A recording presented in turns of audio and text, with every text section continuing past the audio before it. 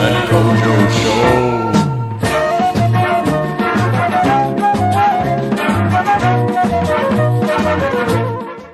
There he is. Hello. Hello, baby. I was just showing the people my quad full. I'm very proud. It's finally getting better. I'm very proud of Kojo's quad full. Everyone should tell him in the comments, if you're watching on YouTube or the live, that you're very proud of Kojo. I've always found it really hard to get the axis right. So to be able to actually fully rotate it and it feel chill, it's a big milestone.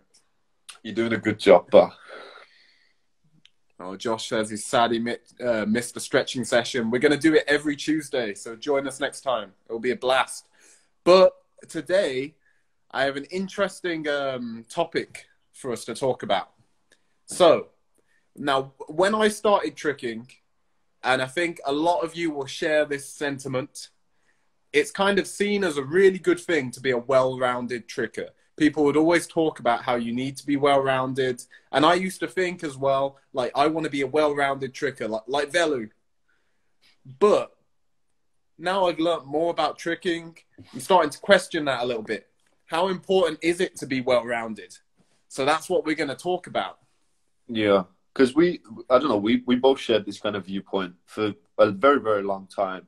But then it's only been in the past maybe 6 to 12 months that we've started to think about it in a slightly different way.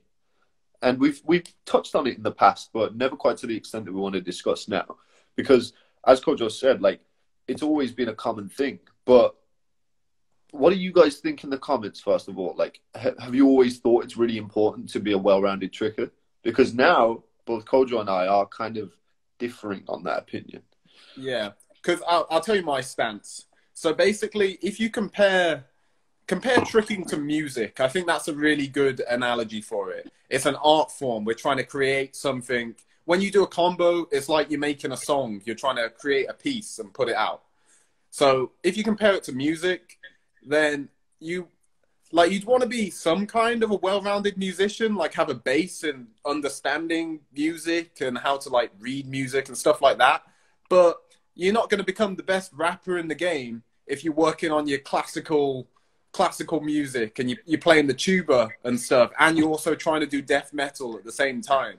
So that's kind of how I see it. Because I saw a post in the tricking group the other day, and people were like, who's the most well-rounded tricker? And they're giving all these names. And it made me think, would you want to be the most well-rounded tricker, though? Because that's not really going to push the game forwards. Now, that doesn't mean just do one thing. But you definitely want to have a specialism. If you're trying to train as many different things as possible to be the most well-rounded, it just means you're going to be okay at loads of things, which is impressive, but it's not going to push tricking forwards. It's not that cool being able to do a load of mediocre things. So, I don't know. Yeah. I think it's better to specialize. Well, I mean, I think, so, again, you and I agree on this topic to a certain extent. But there's a question that I'll ask a little bit later that I know we kind of differ on, or we may differ on. But currently, I think it's important to say that to a certain point, you need to have a well-rounded base. I think it's important to have that. If you can't do round kick and hook kick, and again, I'm probably not the person to be saying this, but listen, I've been working on it. Okay, my rounded hooks are getting a lot better. But if you can't do certain base level tricks, then it's going to hinder you and you're going to have massive holes in your training. And I think there's a certain point. Now, my first question is to you, what do you think that point is? Where do you think you should get to before you, well, not before, but because you can do it from the jump, but you should have a certain base. And what is that base? I think you should. Before I answer your question, I just wanted to read a couple of these comments because they're pretty much saying the sort of thing you're saying. And I think this as well. One said, I feel like if you train everything, you're going to find that one thing that comes naturally and is easy to push. Yeah. Another said, also, I think the main importance of being well-rounded comes from having the base to specialize after. And I'd agree with both of those things. And yeah, so I wouldn't say from the very beginning you'd be trying to specialize. So I'm thinking maybe 2 or 3 years into your tricking. So you've kind of got to a point where you can do you can do a full and a wrap full and a cork, maybe dub them. And you can do like cheat 9, probably an all right cheat 10 or something like that, swing 9. You have like touchdown raise.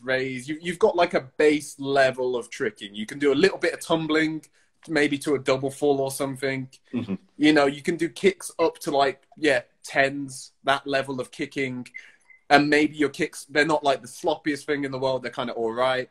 Yeah. So I think getting to that level. So for the first couple of years, then yeah, you want to pick up a range of skills. But then after that, like one of the comments said, you probably would find something you find easier and you enjoy more. And I think it's best to try and push towards that.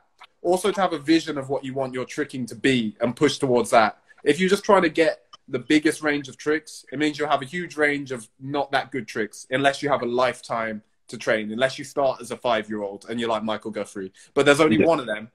So yeah. Well, I think it is really important to kind of have that base and have that experience of doing all of the things, but on a lower level, because then it kind of, I don't know, if you don't have the experience, if you like, let's say for example, you started and you were just like, right, my thing is GMS. I'm gonna do everything possible with GMS, and then we see the first GMS snapu front swing snap. You know what I'm saying? Like, yeah, just crazy shit like that. But then it could turn out that the thing that really excites that person is something completely different, but because they've never explored it, and they will get further with it because they enjoy it so much more. If they don't explore it, then they're not going to get to that point. So I think it's important to get that base. I don't necessarily think it should be time frame based. I think it should be just always a thought. I think that should be something that should be discussed by, if you're being coached or if you're just listening to this conversation or whatever. I just think it should be a thing in your head where, because the thing is, some people are going to progress way faster, and some people are going to progress faster physically, but then not mentally. Because I think you need to have a certain understanding of tricking and of what you're doing in order to get to that point, you know? I don't think, you said it should always be a thought. What's the benefit of thinking about that in your first couple of years? Like, I don't know if you need to do that. It doesn't have to be like a big thing. I just think it should be more of a thing that's like a conscious thought throughout your training. Like, oh, I like this. I wanna be able to explore this more. You know, I'm not saying it's got to be like time's running out. Like, I've got to get to this point. I think everyone does have that as well, though. Because think of anyone you've trained with, and yourself, and me. When you start tricking, you kind of do have an idea. You think like, oh, I'd love to be able to do a quad full. Or you're someone who thinks, oh, I'd love to have a perfect jackknife. Like, you do normally have something that stands out to you pretty early on, don't you? Yeah, but those ideas get more and more grand. They did for me anyway. My first thing was just like, even from the get-go, I was just like, I went straight to double cork. But some people might have been going straight to quad. Or some people might have just been like, I would love to be able to do cork. I was straight for double cork. I was like, I really, really want to get double cork. But that's why I think it should be. And that was more on the approach of like, not necessarily like drilling it into your head and constantly thinking about it. Just something that like is on the back burner. Because I think that should be a more common thing for people to be having these thoughts and not necessarily acting on them right away. Because you can't. If you don't have these things that are going on in the background, like with you and, well, me, there's certain things that we work on that we just we see it as like a 5-year goal. And I'm not saying have that from the get-go, but like you do need to start. I think it should be more common for people to be looking at the longer term things, even from the earlier stages. Yeah. Yeah. Like you're not going to know exactly, but yeah. Just to answer, because someone asked what the topic was, and people are giving him the wrong answers. So the topic is, how important is it to be a well-rounded tricker? Like, how much does that matter?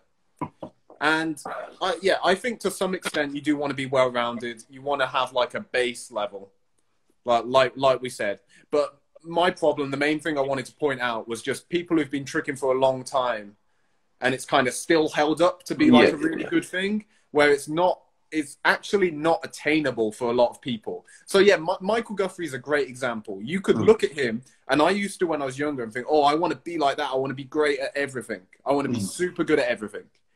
Now, is that actually an achievable goal? Is there a point of dedicating your whole life, putting all this effort into a goal that maybe you can't even achieve? Because he started when he was like 5 or 6 years old, had his own gym, was homeschooled. When you're starting when you're 16, and also you're way taller, and it's like there's all these factors working against you, is it worth chasing a goal that you may never reach? Like if I went down that route, maybe I'd be an all-rounder, but I'd be kind of okay at everything. I wouldn't be able to do 20 switches, I can tell you that. I'd be like all right at everything. I wouldn't be able to do some things really, really well. And I think it's better if you're someone, especially someone who started later, if you kind of have a vision of what you want your tricking to be and you go for that. Like Mason Rowley is a great example of that. He's not doing everything, but what he is doing looks amazing. You know? So that's why I think that's, better goal to set. Yeah. I was just reading one of these comments that Josh put. Longevity is a great thing to have in tricking. If you're well-rounded, safe with the skills you're at, you'll be able to trick for you. Yeah, no, that's fair.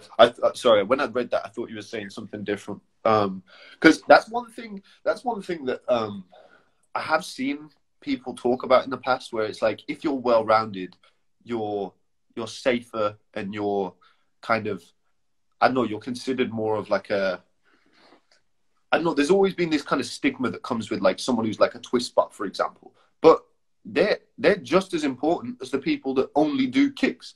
And it's like, so we were talking about this earlier on, how if, like, what was the example you gave? If two people that could do jackknife in the exact same way. Oh, I think this is a really, really good analogy. So if you've got two people that can do jackknife and it's exactly the same, it looks exactly the same, but one of them can do quad full and then the other one can only do full. The one that's doing it, that can quad full, is only going to be able to, it's because it's subjective. It kind of, the quad full makes the jackknife kind of look worse. So the person that's doing the full and only doing the full, people will probably think that the full guy is way better at jackknife than the quad full guy. And I think that's super prevalent within the kind of twisting community of the twisting thought process. You know what I mean? Yeah. So basically, there's a big bias when it comes to how people judge other people's tricks. So like Johan, for example, if Johan couldn't do any power tricks, if he couldn't do any twists, then people would be saying like, wow, he's got some high level kicking combos. Like people think of Mikael Mantis, you think of his high level vert kicking combos. Johan can do every single one of those, but no one's going to mention it because his twisting and swinging makes it seem worse. It's like Jordan Edwards, super creative tricker. If he could do all the power moves Johan could do, no one would call him creative, even if he could do everything else he does as well. Yeah. It's weird how perspective warps it. Like when Guthrie was first doing triple cork, swing cork in 2010, people would like hate on him for his kicks because his kicks were comparatively not good. They were still good, but compared to his twists, they weren't good. It's weird. I never used to understand that because not only was he doing super high level kicks, he was doing the high level kicks to like, obviously not the best standard. Cause you know, when you're doing backside 12, vanish 12, it's kind of tough. You know what I'm saying? So it's like, he was still doing it great, but people would just be like, nah, he's got bad kicks and all this kind of shit. And it's like, even when he just does like a cheat 9, it's like fucking enormous and it looks incredible to transition into a hook kick or whatever. People just like, nah, he's got bad kicks. And it is just because he was so good at twisting and power stuff. There's a good comment here that I thought about earlier, actually. It's not that it makes it worse, it's that it takes the spotlight. I was thinking about that. I was thinking, well, how much of that is just because they're so good at this one thing, then people are actually paying attention to them, so they judge them more harshly on the other things. Yeah, I guess so. But because I guess that's a part of it. I don't think that's all of it, though. I don't think that's all of it. You know? It's still just like, because even me being aware of it, then I still see Mikael Mantis. I think of him being really good at vert kicks. But if you ask me who's really good at vert kicks, Johan wouldn't pop straight into my brain. But Johan can do all of those same things. So I've got that bias myself, and I'm aware of this whole thing. So I Yeah. think it is a little bit more than just the spotlight, though that is part of it, definitely. There's definitely part of it. Yeah. I think it's just it's interesting to see because like I don't know. Okay, I actually experienced this. Now my kicks have never been great. Let's just call a spade a spade. But when we went to a gathering back in, I think it was the first gathering we ever went to that was international, swag gathering in like 2013 or 13 I think, or start 2013. And because I couldn't do anything, because the floor was the same color as the ceiling, I was messing up all of my tricks. I kept trying to land on the ceiling. And then there were a bunch of people talking about this guy that was a kicker because I was incorporating kicks into my combos, but then I was bailing all of the flips and tricks that I was doing. So it's like, I have actually experienced that firsthand where people, they're like, oh, look at him. He's really bad at the flips. But because he's bad at the flips, he's good at kicks now. It's like, nah, I'm no better at kicks. Everyone just called me a kicker. And it's like, I'm not a kicker. I just can't land on the floor because I keep trying to land on the ceiling. Well, Connor said, I think it's just because people expect different things from different people to do a certain style of stuff, if you get it. And yeah, I get what you mean, like what people are expecting from them. And also, Connor, I wanted to ask you about this, or anyone else who does free running. Is there the same thing in like free running and parkour? Because I feel like there probably is. If you're really good at doing like double flips and triple flips outside, but you're also good at doing the jumps as well, do people kind of act like you're not good at the jumps or you don't have flow because you're good at these flips? Because I could see that happening. I've seen that. I've seen that with Don Tomato. Because, like, he is incredible at the flip side of things and the height drops and, like, doing flip prees and all that kind of shit, mainly because he's an absolute lunatic and he's just willing to do it. And he also does insanely high-level jumps and does, like, crazy long prees and cat passes and stuff like that. And it's like, it's just because everyone's expecting this one thing from him. Because they expect him to do this to one level, they kind of expect this to be the same level. And in order for that to be the case, it takes literal, like, decades. Like, that's the only person that we've ever seen do it is Michael Guthrie. And that took him 20 years. And the perfect training environment. Yeah, like, and it's not as straightforward as that, but we are all guilty of it. Like, we'll see, like, when I see Johan do kicks and stuff, I do it myself. I'm not thinking like, oh, that's a really hard kick. I'm like, oh, he just did trip dub at the end of that combo. Yeah. And it's like the first part of the combo was just kind of filler. Oh, yeah, it was really hard into something that was really, really hard. So, yeah, I don't know. Yeah. Let's have a look at these comments.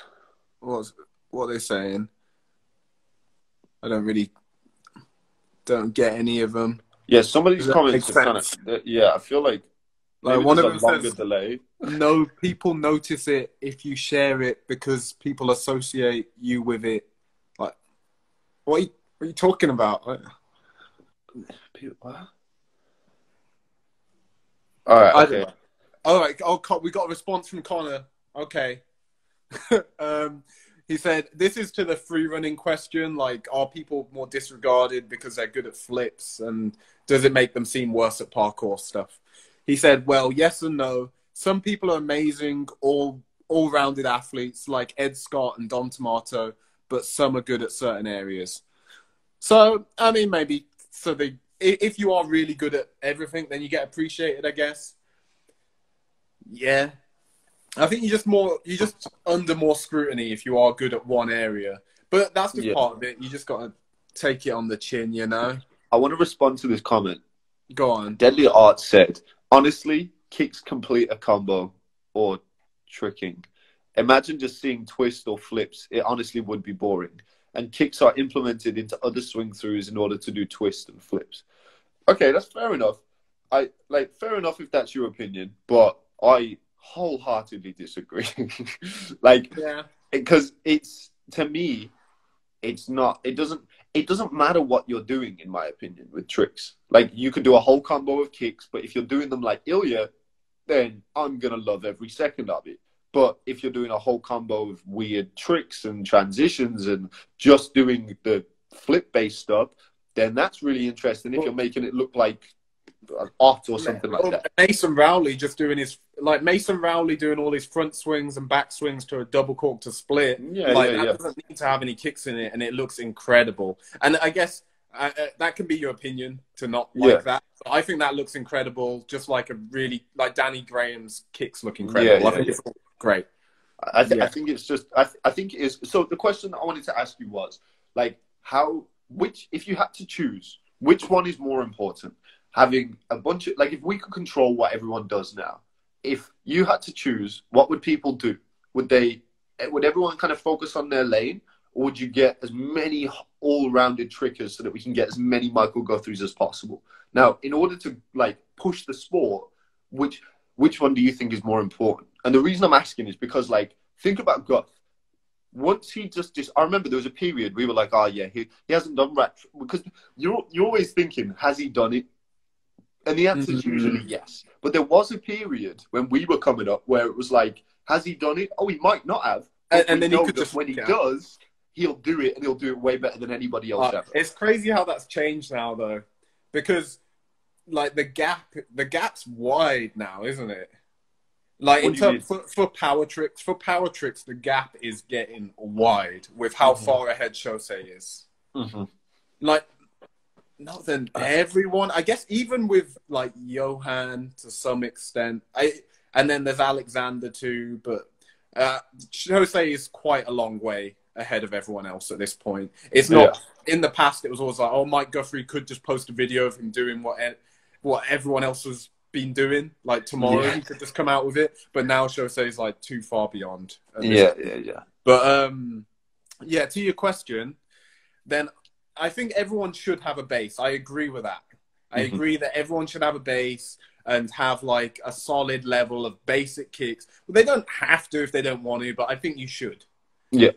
But I don't think you need to keep being all rounded. I think when you get to a certain point, you're best off kind of having your dream style and then working towards that real hard. Okay. Just to respond to one of these comments, what about Zen and Haruki? Both insane trickers, but it's not close though. It's not that close. In terms of, if we're talking power level, like in the hardest combos they've done, it's actually not very close. If you write it down on paper, the hardest combos they've done, Shosei is a long way ahead. In terms of aesthetic, I would choose Zen over Shosei. Definitely. I'm much prefer, but like it doesn't count for anything when you're talking about actual level. And it's not that it doesn't count for anything, but it's like it's a different thing. And when you're talking about level, Shosei is like it blows my mind when I think about the things that he's done.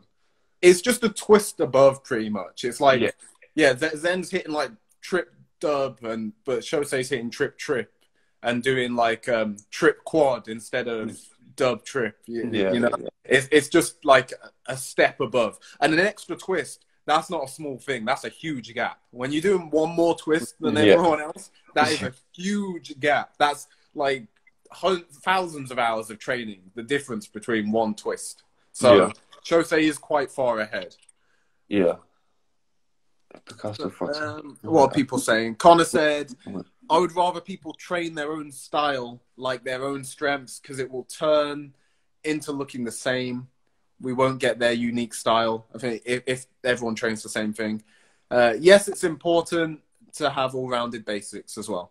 So, yeah, I think it is good when people go down their own path and they have their own style. Also, I think it's a safer way to train because it means that most of the time you're training tricks that you're familiar with. Your body's honed into doing this specific area. Like maybe you do something brand new. Maybe you do cheat nines all the time, but you don't do cheat nine knife that much. Well, because you're so good at doing cheat nine, then when you come to knife it, it's pretty chill, it's safe, you're in control because you're so good at cheat nine. Now, you can spread that across your whole tricking. If there's like 30 moves that you're really good at, then you can do whatever variations of those moves, and it's not that dangerous. And that's giving you access to hundreds of moves to draw from, if not thousands. So you don't really need to have like 100 different base moves, because then you won't be as good at any single one of them. And when you come to variate them, it's going to be a lot harder for you, if that makes sense. But, no, I think that makes sense. Yeah, I think that was a pretty good way of explaining it. I don't know. I think I think there was with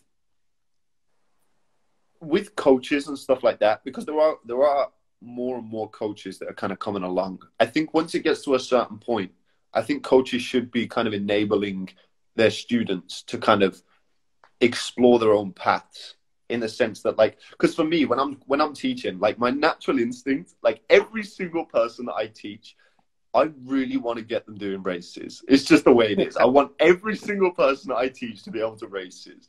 But I actively try and stop myself, because it's not important in terms of the base, in my opinion. I think it's important for me to be able to get people that I'm teaching to be able to do up to a certain level of twisting and up to a certain level of kicking. And then at that point, I can then go, okay, of all of that stuff and of the things that you've seen from other people and from myself, what excites you the most? What interests you the most? What gives you that creative kind of, what gets the creative juices flowing? And I feel like more and more people should be implementing that into their kind of teaching, which is something that I've been trying to do. Like, I've said to one of the girls I'm doing a private with at the moment, I said, right, I want you to dictate what these sessions are going to look like by writing a list of your short-term goals, your long-term goals, and some tricks that you really, really want to learn. And then we'll start moving in that direction. I mean, that touches on everything that I'm trying to do with KTL. Because I've had a lot of people, over the last few years, I have had a lot of people say, oh, why don't you do a program or a curriculum where you, like, learn this, then learn this with all the progressions and all of that. And I've got, like, a beginner's program and an intermediate program, because I think at the start, it's good to be guided. It's good to build up, like, a base level of tricks and have, like, a range that you can build off. But after that, I'm just trying to, I try and have lots of different talks from different people who have different perspectives. So there's talks about the benefits and the cons of someone who trains every day, people who train like a few times a week, people who focus more on, like, trampoline, just train on the floor. I try to have a load of different training approaches and a load of different ways about thinking about your goals in tricking. Like, some people do talk about trying to get the most balanced tricking you can, and others talk about specializing. So I'm just trying to provide all the information so that people can, like, decide what tricker they want to be and then do that.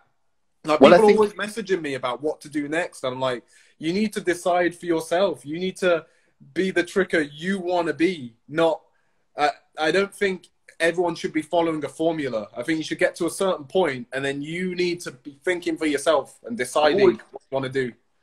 I've always thought the same thing, and it's kind of like, what's that saying? If you give a man a fish, he'll eat for a day, and if you teach a man to fish, he'll eat for a lifetime. It's like, exactly. If you teach a man, or a woman in this case, because for me, like, that was Scarlett. She just put a thumbs up in the thing, and she's doing great. And it's because I think I'm giving her more of the control and more of the thinking to do, because I can sit and bark orders at somebody and get them to just do the things, but then it's like, what happens when I'm not there? You know what I mean? When I'm no longer teaching them, they're going to be lost. And I think if you can teach people how to think for themselves and how to really explore what excites them, when they find that thing that really excites them, that's all they're going to want to do, and then they're going to push it further than anybody else. Because, like, for me, B-twist stuff has always been a little bit more difficult than all the other stuff, like wraps and swings and things like that. So I'm not going to push it quite as hard. And I do need to push it because I think it's important for certain things that I want to achieve. But with doing B-twist stuff, I know I'm not going to be the best at it because I don't enjoy it as much as the other stuff. Whereas doing scissors and late nines, like, that can be my thing because I love it so much and I want to push it as far as I can. And just from that, from my own personal experience, it's shown me that once you love that thing that you're doing and you found that thing that excites you, you're always going to go further than the things that you're just being told to do. Yeah. Yeah, because it's got to be an intrinsic motivation, really. Because people who are heavily, heavily coached, then, like, I've seen quite a few of them kind of stop. Like, after they don't have that coaching anymore, then they just stop tricking. So I think part of your job as a coach is to train the person to be able to train themselves. You don't want it to be, you don't want to give them too much Like, give them any information they need, I think, but you don't want to be completely in control of like where their tricking's going. They should be able to kind of decide for themselves where they want to take their tricking. After a certain point, if it's a little kid, then they need more guidance. So I would love that. Though. Take it. Like, this is what I would love to be able to just make a little Omid that can just do Omid shit way better and take the Omid shit way further. But at the end of the day, like, unless someone really takes an interest in that stuff, then I'm just gonna kind of let them. Because the thing is, that's the role of a coach, in my opinion. A good coach is training somebody up to be able to then stand on their own 2 feet after. You want to train them to be able to train after you, not so that you can hold on to them, like have them just as your own little prodigy or whatever. Yeah, I agree. And to one of these comments that was a minute ago, Richie said, what if the person doesn't really know enough tricks to know what they want to learn next? And I think that's a good question.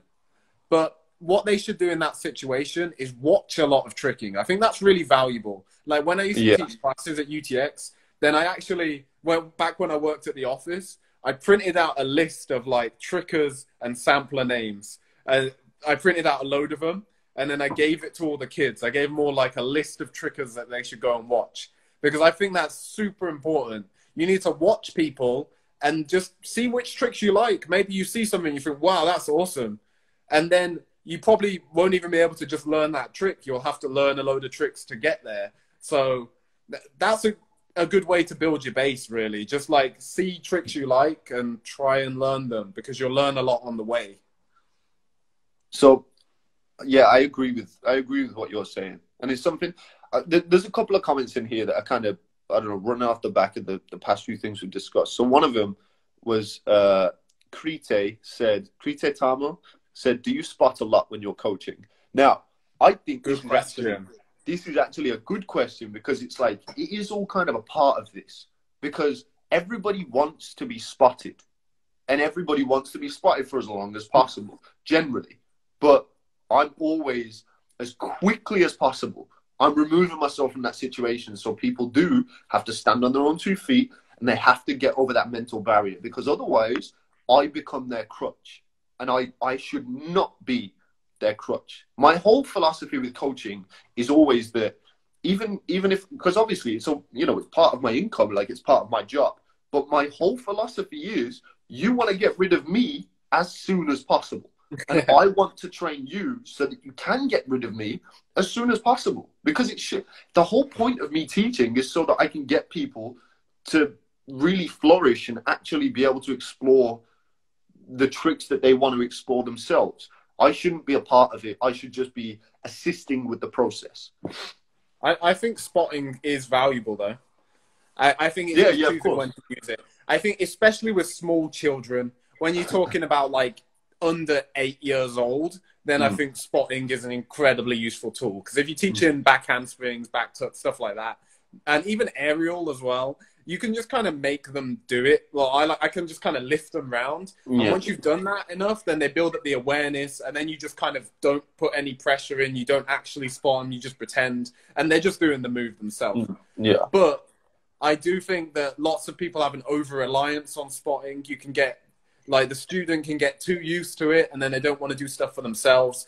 So I think with some things it's useful, with some things it's not. If you're in a gym that has crash mats and a spring floor, you really don't need to be spotting much. For backflips, yeah. But I don't think you need to be spotting for twists. I think you can just learn it in progressions. And just get them to do a backflip with a quarter turn and drill that. Then get them to do half. Then get them to do 3/4. Like, I don't think there's much to be gained. Because even if you spot them for a full, then yeah, they felt how a full feels. But now they've got to get over that fear and go for a full. Whereas if they've learned it like a quarter at a time, they've already landed a backflip with 3/4 of a turn. So it's not scary for them to fall. So I think it can kind of slow down progression when you do learn certain things in that way. Yeah. Well, Richie just asked the question. So he said, do you ever feel like a proud dad when your student improves a lot? Now, okay, the answer is just straight up yes from me. But at the same time, this is something that has literally taken me years to be able to actually navigate, because I've always found it really difficult to remove myself from being too invested in somebody's progression. Because if somebody has the physical potential, that's like 20% of what's needed. 80% is what's going on in here. And it's really frustrating after all these years of me teaching people and seeing that somebody has so much greater physical potential than like I did when I started.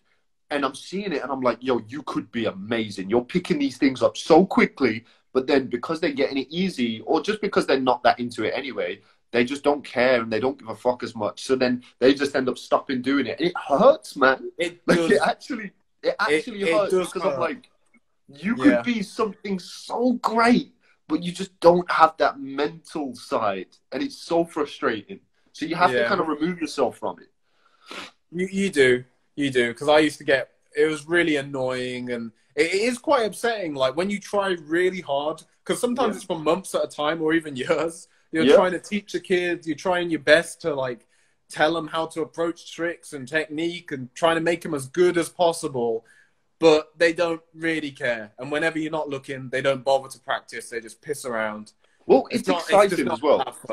It's like, because, I don't know, for me, like there was one example, like Aiden, young Aiden. Oh, yeah. So, like, okay, so when Kojo lands a new trick, it feels very similar to when I land a new trick. I'm really excited for him and I'm super happy and I'm proud of him and I'm like, yo, this is sick.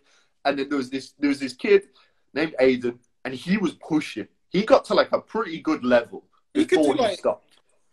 Double full, can't dub, swing cork, and he was good at twists and stuff. And I remember we would never. I mean, I coached him not very much, but I did coach him a couple of times. Kojo coached him quite a lot, but I was always giving him advice the same way that, like, I don't know, Kojo and I will give each other advice and we'll talk about tricks and whatever. And he'd message me and we talk about tricks and stuff. And I was like, yo, this kid's really showing some like actual, like not just the physical potential. He seems really invested. And so I would get excited when he'd land tricks and stuff. And then all of a sudden, very quickly, it would start kind of just petering off. And I was just like, it was so frustrating for me, because I was like, because there's not that much of a huge community in the UK of people really pushing it. And every time someone comes along and starts pushing shit, it's really exciting. But then when they drop off, I'm like, we got one though. We got one that stuck and got really good. Who? Well, not even, I wasn't thinking at our gym. I was thinking just in the UK. We got Tiki Wu. I'm so glad that he kept tricking and he got really good. There was a period where I thought he wasn't going to. Yeah, same. Because Peen met him when he first started. And you could see the potential. You could see, because of his trampoline base, he could already, when he started tricking, he could already like quad on trampoline. So, I mean, obviously, you're going to get good at tricks. I just want to respond to one of these questions because it's fantastic. All right. You ready for this? All right. Question of the century. What's better, spring floor or concrete for height? I've never been on spring floor before. So I've not been on spring floor, so I don't know. Maybe concrete's better. Maybe concrete's bouncier than springs. Maybe. You got an answer for that one, Omid? Well, what do you think? I don't know what to tell you, brother. Concrete or springs? It depends. I find concrete way better. It's so bouncy. You can just bounce off your back on it. Oh, it feels great on the joints as well. It's so much better for bailing. Yeah, I'm going to keep it real. If you're ever going to land cross-legged or in genie position, make sure it's on concrete. Or when you land on the side of your foot. Oh, it feels so good. Or only on your hip. If the first point of contact is your hip. Oh, it's delicious. That's when you get maximum spring. Imagine if that was a thing on any surface. Like, if your hip is the first thing to make contact with the floor, and you just hit the floor, and you go flying up, and you're just like, bro, that would be sick. One of those weird little glitches that the human body had. JR, he said Kojo, you're a dick, and it's true. I am. I'll give you that. You are a dick. Who said that? I am a dick. The guy who posted the comment, I think. But he's joking. We're just having a good time here on the Omid and Kojo show. We're just having a good old laugh. Oh, yo, we need to talk about what happened in the last one. Well, someone just raised a good topic as well, so we can run with that. All right. He said, but on a serious note, concrete is good for building power and consistency for tricks you can already do. So that's something we haven't talked about. Training on concrete. I'll let you start with that one. Okay. Well, from my own personal experience, I'll start with my own personal experience. So my own personal experience, it was actually a bit of a game changer for me at one point. I felt so incredibly sturdy and strong after a few months of consistently training, like maybe at least once or twice a week on concrete, and then going into the gym. Because I drilled doing switches and stuff, I just felt like I could do anything I wanted the second I stepped foot in the gym. However, there are long-term negatives. And there's also long-term benefits. So this has always been a weird one. This is why I think we need real studies into the effects that these kind of things have on the human body. Because if they were done and it were to come out that it's not actually going to make that much of a difference, I would actually encourage it. Because from my own personal experience, it made me feel so solid. But if it turns out that in the long run it's going to fuck you up, which would make a lot of sense, then it's kind of a trade-off at that point. Yeah, I mean, I do like the feel of doing stuff on concrete if my body's feeling good. It's not the sort of thing to do when you're tall, tired. You know, when you're already like achy. Like concrete's just, for me, it's a no-go completely then. But if I'm feeling good, it is nice training a bit on concrete. Like short sessions, you don't want to spam, you don't want to do tons. But when you do train on concrete, I feel like, I don't know about the body side of things. If you go too hard, it's probably going to wear down your joints. It's probably not good for you. But it is good for the mind side of things. And mindset is just as big a part of tricking as your body. And concrete does train your mind real hard. Like, if you can do, let's say you're just doing your first swing throughs or whatever. If you can get corkscrew gainer on concrete, you're never going to fall on it in the gym again. It's never going to feel like a hard, scary thing on a spring floor. If you've done any trick on concrete, it's no longer a thing in the gym. So there is a big mental part to it. Someone says, how does Johan handle it? And that's the question. But just because Johan handles it, it doesn't mean everyone can. I think that's important to think about because, you've got Johan who trained on hard floors loads and he's incredibly good. But how many other trickers trained on hard floors, got injured, and you never heard of them? There's only one Johan. How many of those people are there? Probably a lot of them. There's just too many variables to take into consideration. Yeah. There was a really good question earlier, Omid, that I wanted to read out because I think you'll like this one from Deadly Arts 1. He said, do you think it's better to train with people all the time, or do you believe that you should train on your own most of the time and figure out your own style and comfortability? Yeah. Suck at saying that. Yeah, what do you think? And not get caught mimicking other people's setups and styles. Okay, well, there's a couple of things that I'd like to address there. First of all, mimicking people's setups and styles.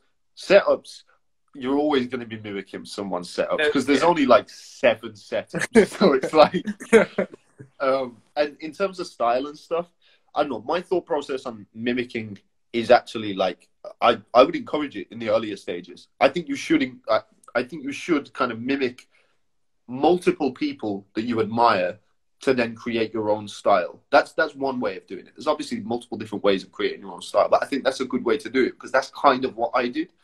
But in terms of it's about training alone. No, I know. I just wanted to address that. Okay.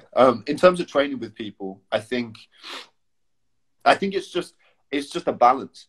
I think it's really important to train with people, and I think it's also really important to train alone because there's pros and cons to both. But in terms of being able to, I don't know, not get sucked into things, training on your own is going to help. But that all comes from your own mind. like Kojo and I are always talking about like not getting sucked into wanting to do things that aren't quite as safe for us on grass because our ego will get in the way, or we'll see other people doing it, and it's not because we look at other people and we're like, oh, we need to be like them. It's like it's fun, and we know what this shit feels like. I've got a little I don't know, this will explain my way of thinking about it. So from these last few months of the lockdown and there being no gym sessions, just training on grass and whatnot, I've just been super restrained with everything I do. And I can tell training by yourself, it's much easier to be restrained. If I was out on a grass session and I was there with JJ and Matt Strange, and if they were both trying triple corks, it would be hard for me to not try triple cork, because I've had some days where I feel good enough, I'm getting enough height, and I know I could land triple cork, but I also know I'd have to squeeze it and it would be a risk for my ankle, and there's no point me taking a risk that might put me out for months. So that's why I take my time and I do thousands. I'm going to keep doing like thousands on the trampoline, and then I'll do it on grass when I'm going to land it great first time and be absolutely fine. But if I was at a session with those two, I know it'd be really hard, and I know I'd maybe try it. So that's one of the downsides of training with people sometimes. But I do think it's important to do both. And that's a self-control thing, and it's something I need to work on. And I think most people probably need to work on that too. None of us are perfect. Well, this was the main thing that I wanted to go on to. I think it's all just that self-control. Like it all comes from within. You need to be able to control yourself. So regardless of you just can't be too impressionable. You need to be in control of your own thoughts and actions. Well, obviously not necessarily your own thoughts, because like if you do have the thoughts like, oh, I wish I could just do it now, it's then being able to override that and just be like, no, it's not a good idea. So I'm not going to. Yeah, so I think a bit of both, and there's quite a few comments saying that as well, like a bit of both. You get more hype and have fun with friends, but then also it's good to train alone and just focus on what you're doing. It's a really good time to work on things you wouldn't normally work on, because there's certain tricks, and this is something that happens when you get a bit better at tricks. There's certain types of guys that you'll see at the gym, and they're just waiting for an opportunity. So it's like, if I ever try and there's not so many of them now, but the gym used to be riddled with these guys. If I ever wanted to try a new trick, then I wouldn't be good at the trick, because it's a new trick for me. I'm not used to it. So I just want to try it out.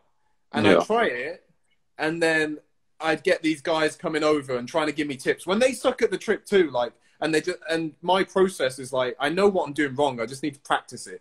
But I'd get these people who don't know anything come in and bothering me. It would ruin the vibe. So that ended up putting me off doing new tricks. So that kind of did actually affect my progress. So that's one argument for the value of training alone. And just to respond to one of these comments, there's a couple. He's saying, Sam, show us your hairline. How mean, because he knows that I have a terrible hairline. My hair's all falling out. Imagine how stressful it is, all your hair falling out. I mean, it's not that bad, but it's not great. When you're a public figure as well, and you have people messaging you about it all the time and making fun of you, calling your names, it's not that fun. Listen, Kojo's not gonna say it, but you're a dickhead. Stop it. I don't care how old you are. You're a dickhead. Stop. Yeah, I'll get my mate Omid on you. Don't, because I swear down. Listen, I'm from Dudley. I'll come to your house, fam. Swear down. We're getting some good questions today. There was a good one earlier as well. There was another. Before you go into this, there was another one that I just want to address real quick. Saying Kojo and Omid should make a podcast like Jam. Bro, isn't it? What do you think we're doing? You think we're just getting on the lives 3 times a week, every week for months? What's the difference? Talking about tricks. It's the same shit. This is it. Jesus, Brad. We just figured that doing it on the live, we get to interact with you guys, and it's going to be uploaded to YouTube afterwards. So if you're not already subscribed to the YouTube channel and you missed the live, go and subscribe to the YouTube channel and turn the notification bell on so that you know how to actually watch it, and you can watch any of the ones that you've already missed. Anyway, yeah. Well, one of these. All right. I wanted to come out. Here's me. I'm gonna. Omid, I was about to pour my little heart out. Then and now you're a shrimp. Here's me about to pour my heart out. All right. You're a shrimp. All right. So I'm someone sorry. said, Sam, you had the best hair. I'm gonna come out. I'm gonna come clean. I'm coming clean about the hair. All right, all right. I'm getting it out. Look at it. Awful. I'm coming clean. But so I was thinking about this. If I could roll the dice again as a 26-year-old male, and I could look like any 26-year-old male out there and be them, I would not roll those dice. I'll take being 6 feet tall and muscular, and not having I won't say that. Not having I'll take that and male pattern baldness, because it's way better, to be honest. Like, if you could say, oh, I could have like the perfect face and perfect hair, but be 5'4". Nah, it's way better being 6 feet tall and looking like this. So I don't really mind. It's not great. I'd rather it didn't fall out. But the people who make fun of me, like, I'd rather be me than you, So, yeah. But, all right, back to the topics that we were Well, I talking don't know. about. I feel like I should share something now. Go on. I feel like I should share, just because we said we were going to talk about our feelings more often, didn't we? Oh, okay. I don't know what to talk about. Sometimes I get sad. I don't know. I get caught up about random things about the way that I look. Like my nose, for example, it's not perfect. It looks busted. It's very Iranian. It's huge. I look like an Easter Island head when I turn my head. Look.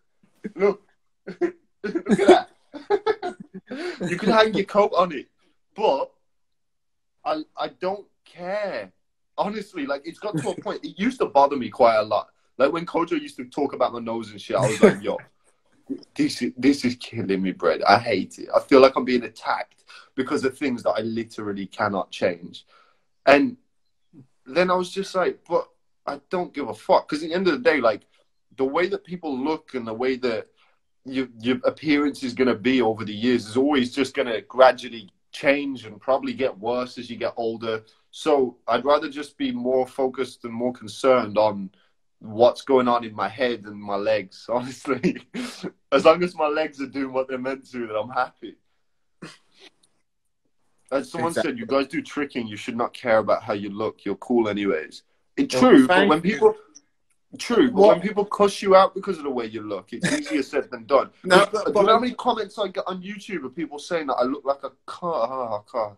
Well, I just wanted to say, tricking is a great source of confidence, because no matter what situation I'm in life, it's like, I know if I meet any human being in the world, I can do something they can't do.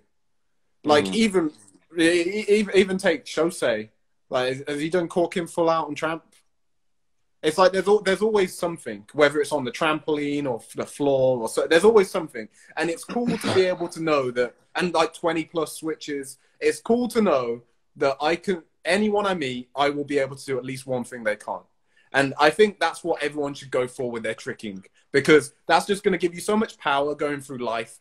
Just it doesn't matter, but it can help mentally, just knowing you've got something. Anyone you meet, you have something that you can do. You're better in some way, Well, you're capable. I think it's really important. You're capable. That's what tricking taught me about myself, because like when I was in school and stuff, like all of my shit when I was in school, all of my what is it called, like my reports and stuff, they would always say he's got great potential if only he would apply himself. And it was like, I would, like with some of them, I would genuinely think, but I am trying my best. I feel like I'm trying my hardest. And then after a bit, I was like, am I never going to get anywhere with anything? And obviously being young, I didn't know what the fuck was going on. But then after doing tricks and stuff, I was like, oh, so if I actually want to do the things, I will push it further than anybody would have ever thought possible. Because I will do it more, I will work harder, and I will train as smart as possible. And it's not just with tricks. It's with like the clothing and YouTube and all of the things that I really enjoy. I've achieved more with those things than everything else in my life because I love them. And because of the tricks. I think tricking... Think what tricking actually is. If you get good at tricking, then you've gone from not being able to do anything, you can't do any flips, to being good at flips. That just shows you that you can learn things. And Yeah. even though you probably think like, yeah, I know that I can learn things, but until you've experienced it, you don't really know. Like, you're not going to be full once you deal with all the failure. Like with me starting KTL, starting a business. Now, it didn't just work out. There was constant failure, and there still is till this day. There's constant things going wrong every single day. But because of tricking, I know that if you keep trying really hard, even if things go wrong all the time, they'll work out eventually. Whereas when you've not experienced that through any medium, it'd be much easier to give up because you don't know it's going to work out. So I think that's one of the best things you can learn from tricking.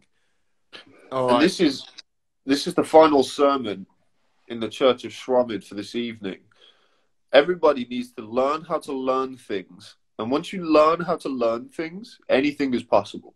And take it from people that have done the things that we both thought were never possible and have been told that it wouldn't be possible.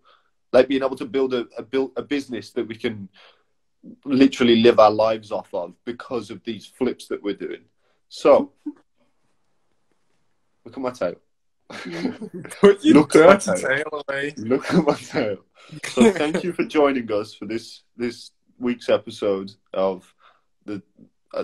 it's not even the Omid Kojo show anymore. This is just the Church of Shramid right now. So thank you. Don't invalidate me, Omids. Nah, we're all right now. It's the Omid Kojo show again. Oi, hashtag Black Lives Matter. All right, don't put me in a box. Stop it. Shrimp lives matter. Hashtag shrimp lives matter. This is the comment that I pinned. That's one for next time. What are your thoughts on saying full send? I want to talk about full sends, but you want to talk about full send? Yeah, people. Thank you, everyone, by the way, for killing it with the questions, because we've had some good questions. And last episode, we had some really good questions as well. And it makes it a lot easier for us and a lot more fun than when they're all stupid. So thanks for that. Appreciate it.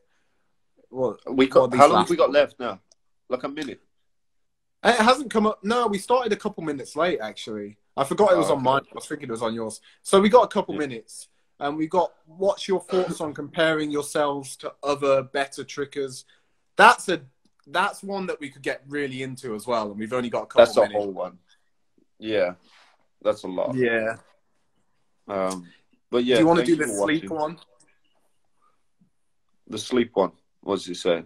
Where is he? All right. So with a good night of 7 to 9 hours sleep and overall healthy diet, having a positive mindset in life, having good energy, do you still need energy drinks to have a good session? I don't think you ever need energy drinks to have a good session, or pre-workout, or caffeine at all. I don't think you need it to have a good session.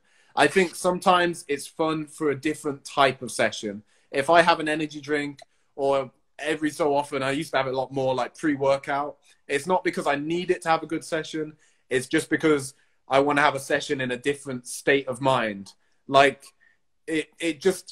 I see it more as altering your state of mind than energy. Like, I just get to get really excited and go crazy, which is fun. Whereas I can still have a good session without that, but I just won't be as crazy. It'll just be a different type of good. Yeah, I think it's easier to get more excitable when you've had a bunch of caffeine and all that kind of shit. Like, I find it a lot easier because I'm a lot more jittery. And that it's just, like you say, it's a different kind of session. Right. You find it a lot easier because you're jittery. What? You just said you find it a lot easier because you're more jittery. Being excitable. You like being jittery? Yeah, from pre-workout. Those kind of jitters. Oh, I don't like being... see, that's when... If I go over the line, it ruins my tricks.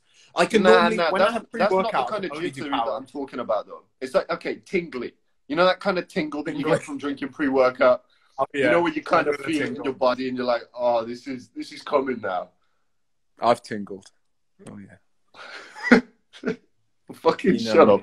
Someone asked me a question about my Alexander Wang, and I don't know what it was. Please answer my question on tricking with your huge dong. It's rough out here. We'll talk about the Wang next time. We got 7 seconds left. Peace out. Thanks for subscribe if you're watching on YouTube.